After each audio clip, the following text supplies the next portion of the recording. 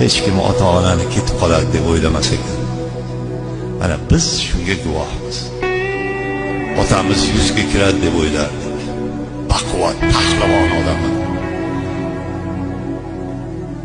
Chavandoz va kurashganda odamni yelkasini uzib oladigan baquvvat odam. O'ylamaganmiz. Hayolimizga ham kelmagan.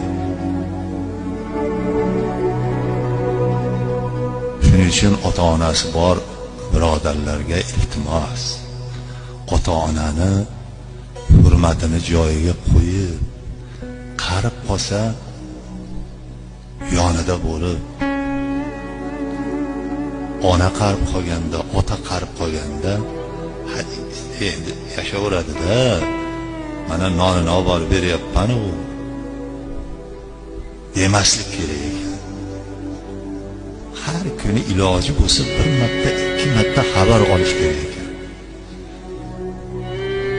O'sha jannat shu onalarni foyda deydi. Iloji boricha hurmatini joyiga qo'yib duosini olish kerak ekan. Hali men har to'ylarda gapiraman bolalar.